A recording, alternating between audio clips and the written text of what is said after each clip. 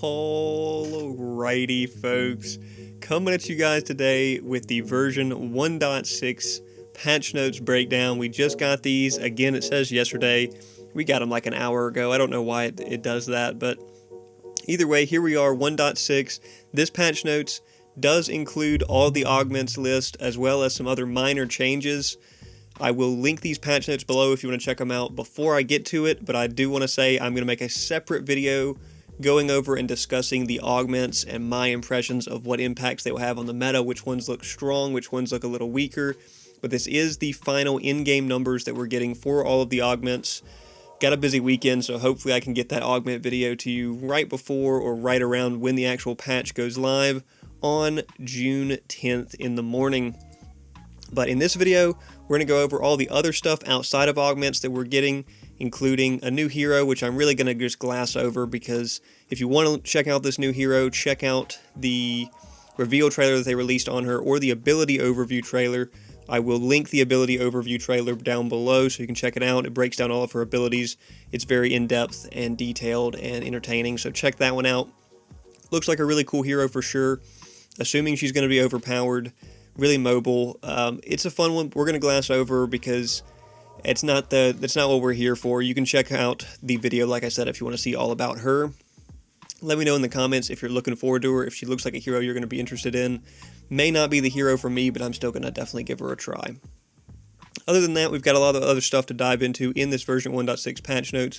We've got the new battle pass coming, which is nice.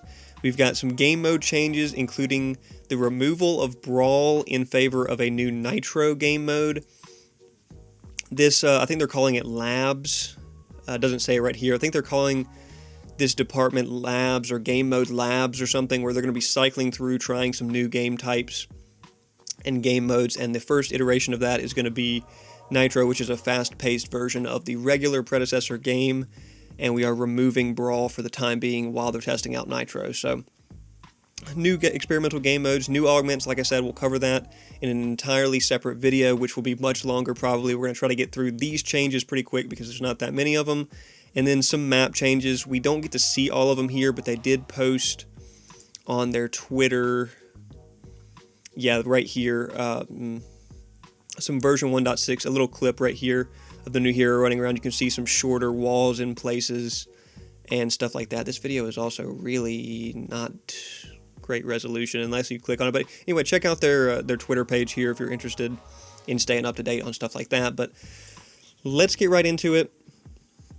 First off, new hero, Yurei, I guess is how it's being pronounced.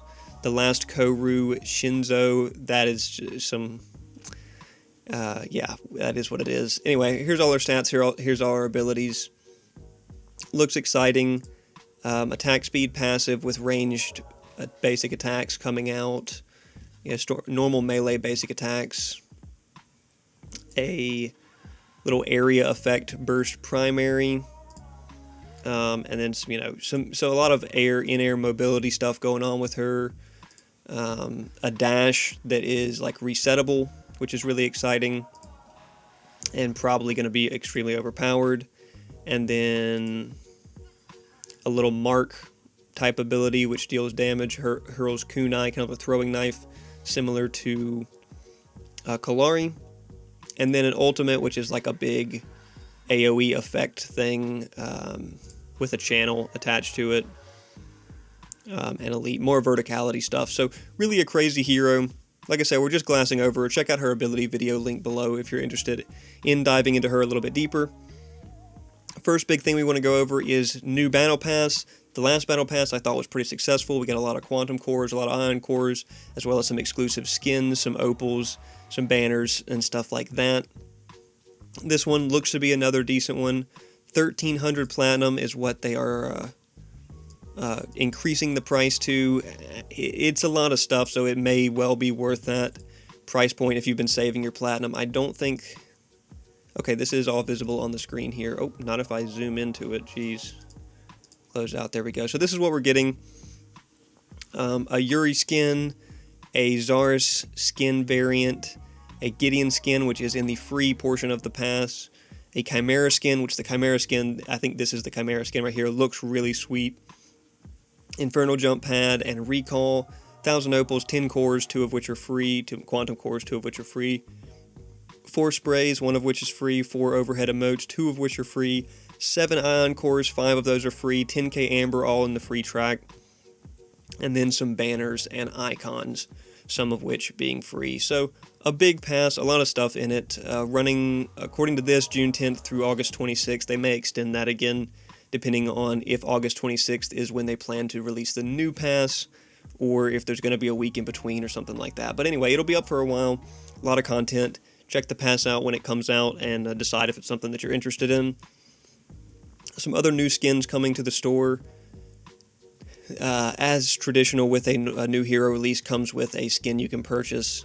Yurei J Dragon, Countess getting a pretty sweet little demonic themed skin, and then this is the Bloodlord Chimera, and this is a different color, Broodlord.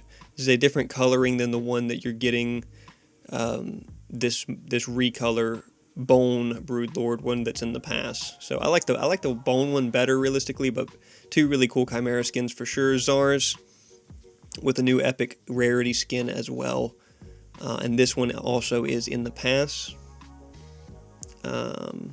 Unmaker Zarus, Ashbound, yeah, Azure Unmaker Zarus. So a more blue version of this will probably be available in the pass, is what I'm assuming. Some new skins to the Loot Cores and Opal store. We got 0G Shinbi, which is a pretty cool Shinbi skin to be fair, and a white Shadow Ops variant of Wukong. Pretty cool if you're interested in those. I think they've been doing a good job on the skins recently for sure, although they are still overpriced and always will be. But that's it for the skins. Let's get into Predecessor Labs and Nitro. This is what I was talking about at the beginning. Experimental new game modes. They're going to rotate through and try new game modes periodically to keep things fresh and road test new ideas before committing significant work required for permanent game mode changes. That all makes sense to me. Labs game mode number 1 is going to be Nitro. This is just a faster paced normal predecessor game. Earlier spawn times, more XP gains, shorter death timers, all that stuff for faster paced normal full map games is what I'm assuming here. We'll see what this looks like in game and we'll give it some tries. But test out new heroes, kits, and builds in low-stakes, rapid turnaround matches. We'll see, and then of course Brawl. We're binging this mode for a short time while we cycle in more experimental game modes. So they're trying out some different stuff. They say very few people are playing Brawl. I get it. I usually play maybe 1 or 2 Brawl matches a week at the most. So we'll give Nitro a try. Excited to see what other game modes they cook up in these labs and see how they come out. But Nitro is something for us to look forward to.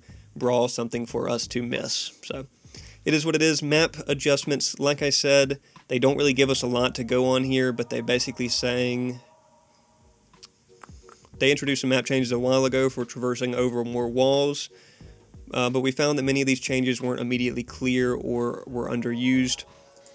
So they're doing some stuff where, like, you can see there's shorter walls, there's better jungle graphics and stuff, better jungle detailed textures. Like I said, check out their Twitter for this video right here of seeing some more places that are now accessible with shorter walls. Looks good. We'll take some more map changes in the absence of a new map, which really we're looking forward to at some point in the future. Ranked party size changes. This has been alluded to for a while. 1, 2, 3, or 5 stacks available now if you are below Diamond, above Diamond, all the way up to Diamond rank. Above Diamond, previous limits of 1 and 2 still apply, so keep that in mind. No 4 stacks. We don't want 4 people to be coordinated and 1 to not be. Whatever, it's a weird excuse. I think this really has something to do with queue times as well. They want less people to be like trying to solo queue and then have to find a 4 stack versus pairing a 3 stack with the 2 stack and stuff like that, which they're probably seeing more of. So we'll see how this goes. I'm definitely looking forward to the bigger party size in ranked. We're going to run more ranks in general because we always have big stacks in the streams, so it makes it hard for me to get a lot of ranked games in when we always have a lot of people asking to stack up with us. So bigger stacks coming, which is going to mean more ranked and hopefully more competitive matches, which I like. Refer a friend. They're giving out codes that you can, 4 referral codes so you can share with people that are below level 10. Or you can invite your friends to the game and you'll both get cores, I believe, some sort of quantum cores for inviting friends. So if you do have friends that want to play, you'll have referral codes. If you do have new friends that recently started playing below account level 10, you can give them a code and you can both pick up some extra cores, which are nice. Controller button icon upgrade. You can see what buttons are associated with it, which ability. Who cares? That's just great, I guess, for new players. New augments. This is the biggest, most exciting part of the patch. Like I said, I don't have a lot of time this weekend to go through all of this, and I know that diving into all these augments is going to be quite a bear. But basically, you've got 2 minor augment pools to pick from that all heroes have. So you'll pick one of these 5 here from pool 1, one of these 5 here from pool 2, and then a hero-specific augment, which each hero comes with 3. Gonna be very exciting. Going to completely shake the entire game up. I mean, we're looking at a completely different meta. Massive changes here. One thing that I thought was weird is if your account level is below 10, you do not select between these augments. It just automatically assigns them, and then after you hit account level 10, you'll get to pick between augments. That is really early into a predecessor experience. That's like very minimal heroes unlocked, very minimal games played. So that's not a too big of a deal, but like I said, we'll do another video deep diving into these augments, talking about which ones I think are strong, which ones I think are weak, which ones I think are going to be the most picked, and we'll just discuss some more meta relevant points around these augments. But for now, we're going to glass over them, get those, pull up these patch notes and get those discussion points brewing, guys, because that's going to be a big one, and I want to hear from you guys about these augments when that video comes out. Hopefully right around when the patch releases. If I wasn't so busy this weekend, I would go ahead and record all of this now and try to get it out to you guys, but this is a huge list of augments to go through, 3 per hero, plus those minor ones to discuss, so we're going to glass over it for now. Let's get into the gameplay balance changes. Not too much to go over here, just a couple things. Passive gold has been slightly decreased, so the gold drip that you get just from being in the game slightly decreased. Minion and monster gold slightly increased. I like this. This is what makes it more of a MOBA. You get less gold for existing, you get more gold for farming. It is a very minor change, but it is in the MOBA direction, which is what we've all been hoping for and pushing a meta for. Go for a MOBA, go for a MOBA. Stop making a hero shooter. We don't play Marvel Rivals. If we wanted to play Marvel Rivals, we would go play Marvel Rivals. Give us a MOBA. So I like that this is at least leaning towards that. Something that's not leaning towards that, death timers between 20 and 23 minutes are slightly shorter. Death timers are already a complete joke. Make them longer, if anything, but it is what it is. So those are kind of the bigger changes. Jungles can't spawn 5 seconds later. You're going to see less duo lanes helping their jungler take red and stuff like that early. Prime and mini prime empowered minions are slightly less tanky. That's probably a good change because they are really tanky right now. And a really light balance pass. We'll go over all those balance changes here in just a second. So 0.3 less gold drip per second. I'm assuming this is per second. So it emphasizes you getting that farm more. Death timers, mid-game increased death timer interval increased from 20 to 23 minutes. So before 23 minutes, a little bit shorter death timers in that 20 to 23 minute range. It's a short little window, but the whole fact that we would go to any shorter death timers when death timers are already such a joke is kind of crazy. Minions all get increased gold. It's by a very slight amount, but it will stack up. And it will probably, in most of these cases, outweigh the 0.3 gold per second that you're missing, because you're clearing minions faster than... It's hard to say because you're not clearing 60... It's hard to say. We'll see how this balances out. I would assume that this is going to do a good job at rewarding people who are farming better and penalize people who are farming less. So that's what it comes down to. Excited to see them go in that direction. Jungle spawns 5 seconds later. It's just to slow the jungler down from getting level 1, level 2 ganks and stuff like that. Mini Prime. Prime gives damage reduction on minions. They have that purple glow when you're around them. So that is being decreased in all conditions. 55 to 40, 55 to 45, 65 to 50. So Good change there. I like tanky orb minions, but it was a little excessive. I'll grant you that. Blue buff getting increased gold, red buff getting increased gold. Blue buff also getting 5% extra damage to non-heroes on it, which is cool. Makes it a little bit more exciting when you take it, more impactful to take. And then all the camps, of course, 2 camp, 3 camp, 4 camp, 5 camp, all getting gold increases on the small minions and big minions. No big minion increase on 5 camp because there are no big minions on 5. Well, there's that one big minion, but he's not really that much bigger. And then river bugs getting 20 more gold on the enhanced river bugs, but no changes on the small river bugs. So that's all we've got for general balance changes. All it is less passive gold, more gold for farm, and it's a pretty small amount, but it is exciting still to see them go in that direction. Let's get right into the hero balance changes. There are not too many to go over, so we're going to go through them quick because it's not going to take too long to go over these, and then we'll check out the item balance changes. Crunch, quality of life, empowered right crunch's hitbox is now persistent when it is used mid-air and now matches Crunch's uppercut animation more closely. So Crunch, he got the uppercut, the empowered uppercut change in the previous patch for more verticality to where if he's in the air when he hits it, he flies upward. He also has an augment to make him fly even further, but now the hitbox on that in-air time is going to match more closely what the animation looks like instead of only targeting enemies immediately on cast, which is nice.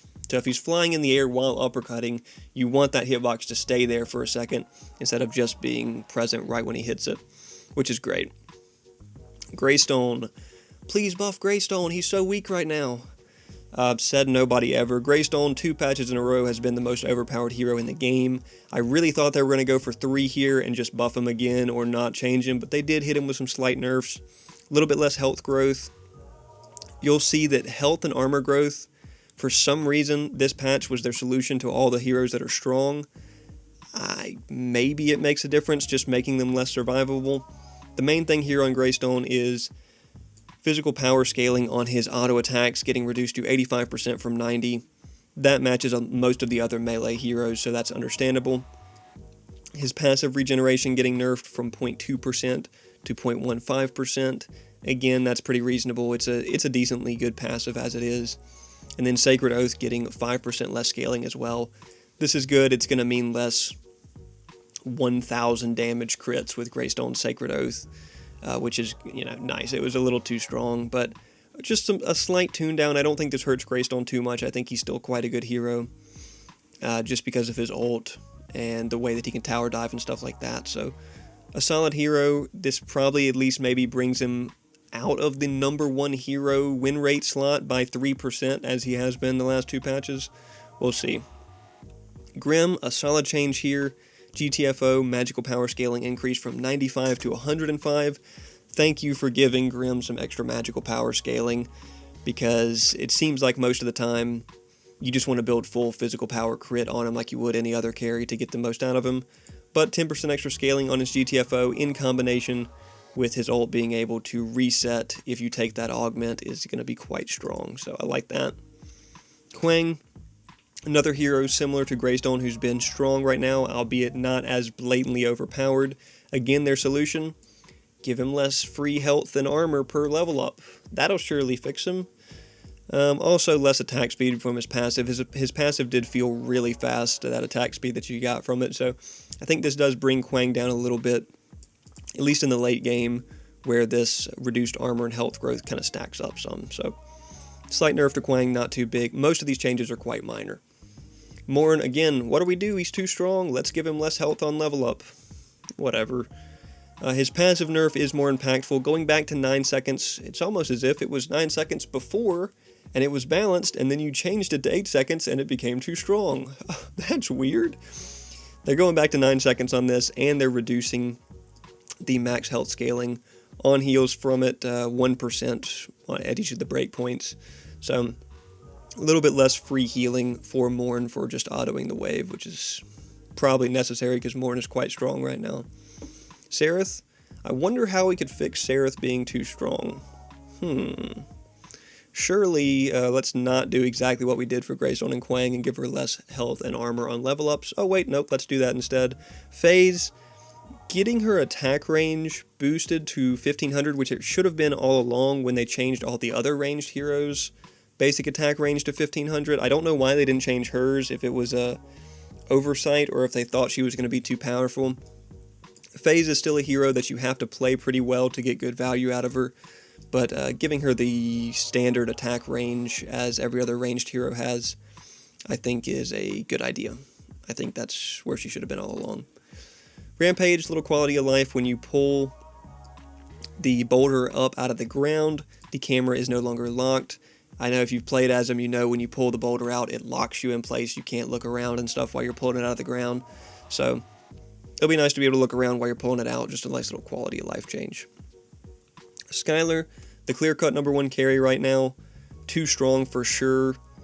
Their solution is to nerf the beam a little bit, which is probably a good solution because the beam absolutely melts tanks. It's the best tank killing ability in the game. Physical power scaling reduced by 1%, and magical power scaling reduced by 1%, and physical power scaling also reduced by 1%. The beam probably still going to melt tanks really well, but 1% scaling off of both seems like a good number to start with to see how she pans out. With all of these augments coming in the game, it's really hard to tell where all the heroes are going to fall, so no need to make too major of a change when she is when other carries have really good augments, so it is what it is. Sparrow, getting a nerf to her ultimate mysteriously. I didn't think her ultimate was too strong, but I know she has some augments, especially one coming in that's going to make the ult stronger. So center arrow getting 10% reduced physical power scaling, and side arrows getting 5% reduced physical power scaling. This is probably just to keep in mind that she has an augment coming that makes her ultimate better, so they don't want it to just get out of hand. So that's kind of understandable. Terra, nice change here. I definitely appreciate this change to Terra. Highland Hurl, the throwing axe, now pierces heroes, and it's no longer a fixed range, like cylindrical hitbox ability. Instead, the axe is actually a lobbed projectile with gravity applying to it after a short time. This is cool. You're going to be able to throw it further. It's going to be a better high skill capability for hitting her axe at longer distances, which I really like the idea of arcing her axe into somebody rather than just having a set hitbox that it normally has. So that's cool. Big fan of that for Terra. Wraith, for some reason they're nerfing him. I get it, he's strong at the high level, but you're talking about the lowest win rate hero in the game at everywhere below Diamond. So who's there is passive. Those bonuses that he gets for going support and taking the support drone are getting reduced by 10 magical power and 3 haste. Support Wraith, let's reduce the potency of support Wraith. Wraith should never be a support in the first place, so whatever on that one. Peekaboo, max health damage, magical scaling decreased from 2.5% to 2%. So on this, it's whenever you have 100 magical power and you peekaboo and then you cleanse that peekaboo by hitting them with the knock knock, it deals 2.5% of their per 100 magical power of their health, and now it's getting reduced to 2, so a little bit less magical power scaling on him. And then the same story applies to his knock knock. 10% less magical power scaling, which is a real shame that they don't want people building magical power items on Wraith, especially when one of his augments is to make knock knock deal magical damage. It seems rude to remove magical power scaling from him at the same time as that.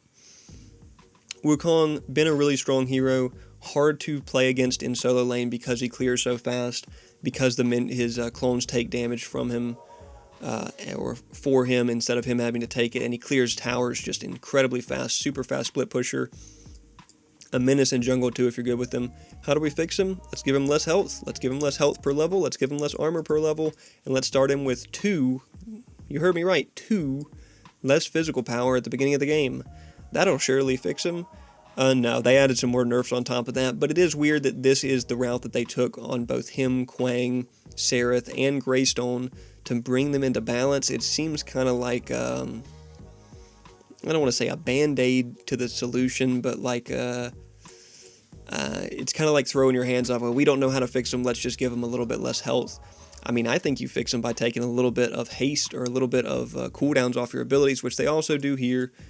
A little bit less cooldown early on his double jump passive, But I think you take a little bit of cooldown off all of his abilities. Same thing with Greystone potentially. I know they reduced his auto attack scaling, which is going to hurt him the most. But stuff like that I think hurts them more than just, or at least brings them into a fairer position than just saying let's give them less health and armor per level. Either way, longer cooldown in the early game on his double jump, same cooldown in the late game basically. Cycle breaker, damage decrease by a pretty significant amount late game, but equal in the early game, so that's fine. And then his ultimate clone damage gets less scaling, 16% rather than 20% of total physical power scaling, so that's good. His clones did hit really hard, so good changes for Wukong there. I do like that. He's a little strong. Still takes a lot of skill to use, though. And then Zinx is our last hero change here. Some interesting changes for Zinx. Bug fix on her disc projectile, turning invisible after she throws it. It was still applying, it was just not visible to her sometimes. But the main thing is bad medicine. This is an interesting one. I didn't expect this one. This is her her slowdown pool grenade. Damage increased by 5 on impact, and 5% extra scaling on impact.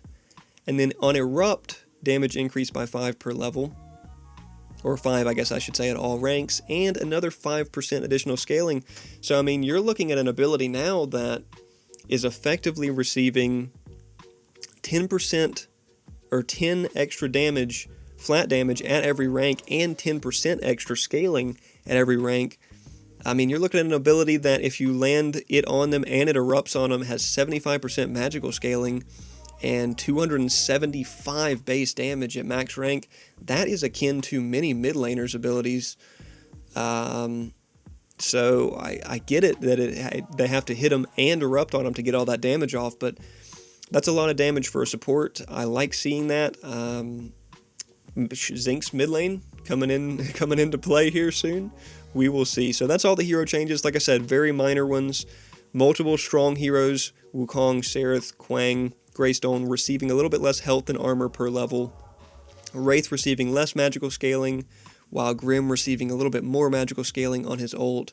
Skylar's Beam getting slightly nerfed. And that's really the gist of the changes. Morn's passive getting a slight nerf. Nothing too crazy here, though.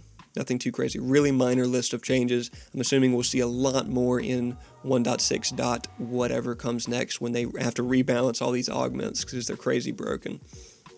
So let's get right into the item changes. Again, very minimal item changes to go over. Just a couple of the real underperformers and overperformers getting slight adjustments. Dread receiving 5 extra power. This is the Assassin magical armor item. Don't see it get built much for sure, but 5 extra power, if you're looking for magical armor as an assassin, it's probably your best option, right? Infernum receiving 5 physical power in exchange for 5 haste coming off of it. The haste was a kind of a nice selling point on it, but I don't think you're too upset getting 5 extra power in exchange for 5 haste. It does make it a little worse, maybe, but no cost increase is the main thing here, so still a pretty decent item for tank killing especially. Og, getting less scaling on the damage proc after using an ability on hit, just from 35 to 30, still decent. If you're building big power, this is still going to hit hard, which you're probably building this in combination with, I would think, Aegis of Agawar and potentially Overlord or Elafrost and those type of items, so still going to have decent scaling, still going to hit hard. Og, 20 haste item, hard to beat a 20 haste item. And that's really it. The only other thing is the support items, which are all receiving cost reductions to fit with the fact that you get less gold passively and more for farm, but the support's obviously not farming. So almost every support item, Cresselia, Crystal Tear, Dawnstar, Dynamo, Everbloom, Frosted Lure, Hexbound, Lunaria, Marshall, Tainted Charm, Tainted Totem, True Silver, Vanguardian, Void Conduit, Warp Stream, and Windcaller all receiving a 50 cost reduction, but you skipped over Galaxy Greaves. That's because it's receiving a 100 cost reduction. I don't think this is a buff to support items by any means. I think this is literally just going to barely keep up with the reduced gold drip gains. I think the only thing that this does other than that, because I think supports will still be buying these at the same point in the game because they're just earning less gold from drip. I think the only thing that changes other than that is some of these items that are attractive to other roles are going to be purchasable slightly quicker. I'm thinking mid laners who want a cheaper time warp could pick up Cresselia for sure, if you're already enjoying it. Solo lane CC tanks can pick up Dynamo for cheaper, which is, I'm sure they'll enjoy that. Galaxy Greaves, you're probably not picking up on too many people, but 100 gold reduction could make it attractive on some flex roles, maybe solo lane, maybe could like that if they plan on rotating a lot. Tainted Charm on some tanks, solo laners. True Silver Bracelet, 50 less gold cost. If you're going to build it on Gideon mid, it's there. It's it's something you could consider, but that's really it. No super impactful item balance changes, just Dread, Infernum, Og, and then cheaper support items. So that's it. A series of bug fixes, actually quite large series of bug fixes, which is nice. I'm not going to read over all of them, but nice to know that they're still paying attention to these things. And that's it. The end is nigh. In fact, the end is here. Thank you very much for reading these patch notes in their entirety. That's only the first of the Ashes of the Damned season, which is what's opening here. That's what the Battle Pass is themed on. There's plenty still to come. Keep an eye on our socials to learn more. As always, let us know what you think on Reddit and Discord. Yeah, so great set of patch notes here.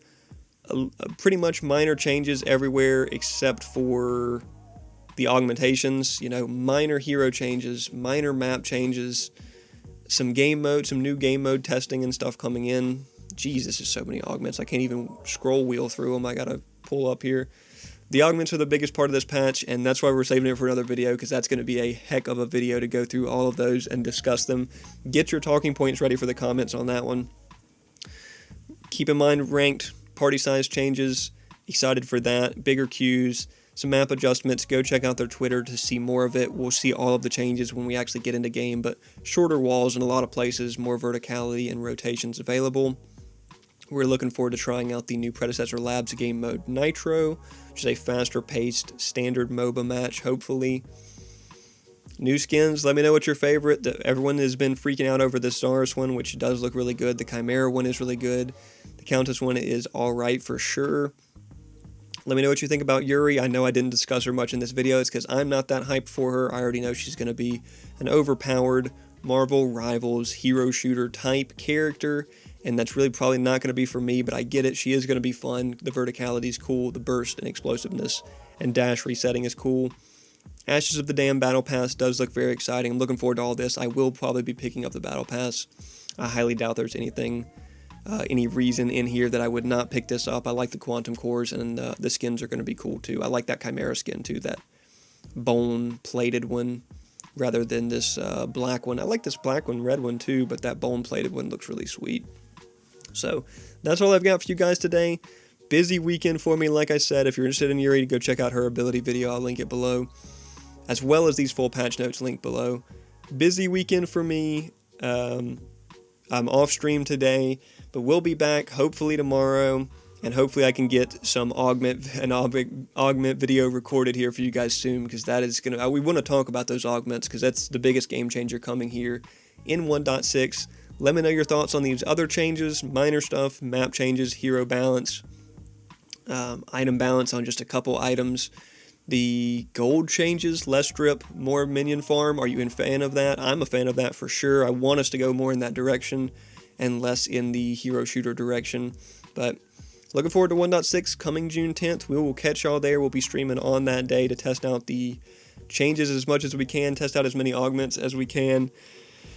It's going to be a big one, folks. It's going to be an exciting one. Looking forward to ranked. I think it didn't mention it in here unless I missed it. But I believe they were going to be testing 24/7 ranked.